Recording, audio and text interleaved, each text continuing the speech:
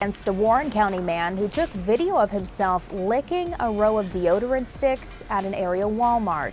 The video has been shared around the world. The man says, "Who's scared of coronavirus?" before licking the items. Warrenton police have not released the man's name. Oh, that's disgusting. Like, obviously he doesn't believe that the virus is real, which is like okay, but I do, and I don't want to touch that deodorant. That's some top Karen stuff right there. Oh, I mean, this gets me thinking though, like, what do people do when no one's watching? You know what I mean? Yeah, like, there's cameras in there too, so like they don't care. He filmed himself doing it. I don't like it.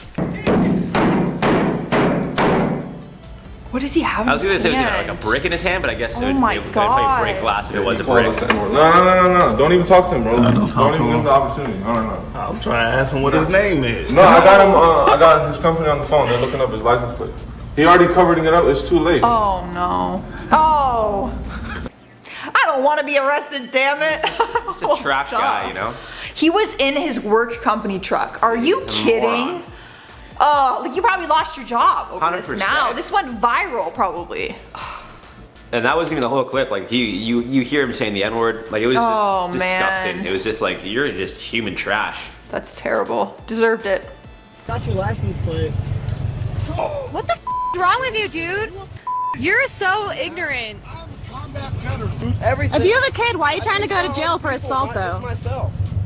Who goes to jail for assaulting a grown man?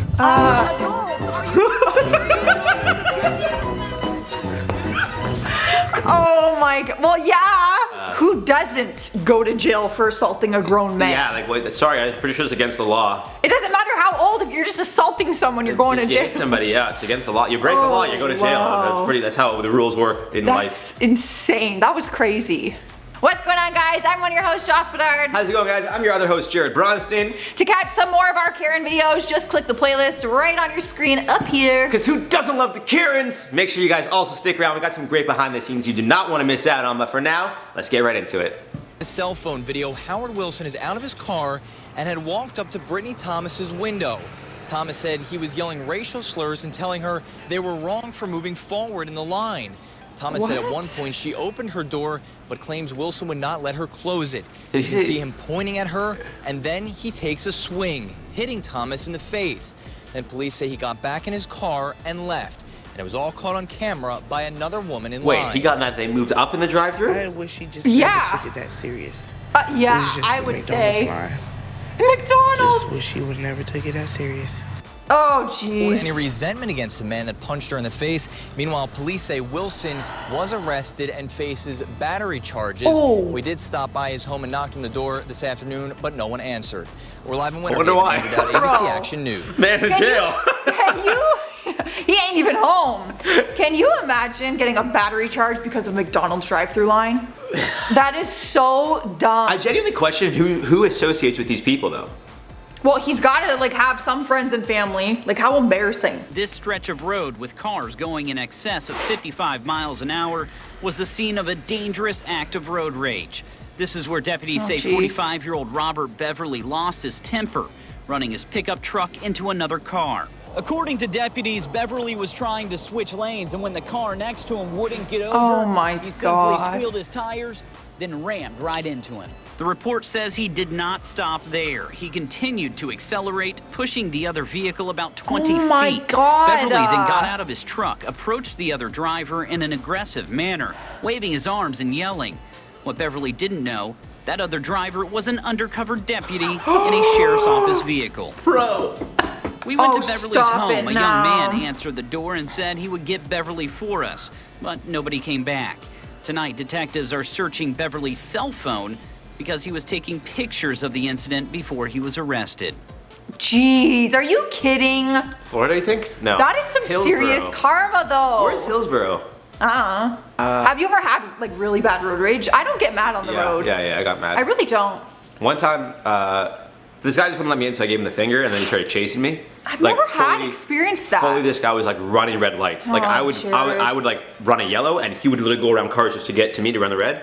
So, and he was like an older guy too. So I'm like, what's gonna come out of this situation? Like, We get out of the car, we fight. What's gonna happen? I hit him and he dies. Like it's not. No, so I ended up apologizing because I'm like, I'm not getting into it. This guy must have been like at least 70. There's so many other problems in the world to get mad over a car. It's stupid. So that's what I'm much more zen now. Try to focus on my breathing. Okay, Dr. Phil. Bluebell ice cream has been targeted once again by another ice cream liquor. Ew, come on. Resulting in a pretty immediate arrest. A man in Louisiana is the culprit this go around. You see here in the video, this is a grown man taking a carton of Bluebell, opening it up and licking the top, even moving his finger around the top of it and licking it again before putting it back.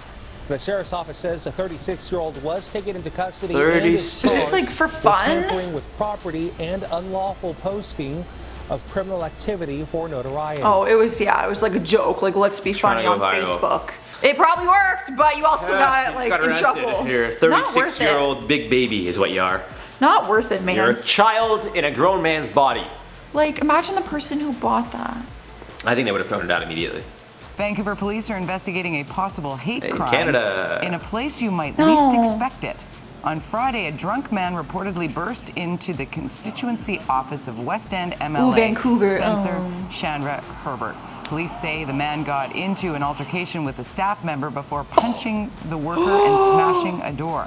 The man was apparently upset with a rainbow flag hanging at the office and a nearby community center.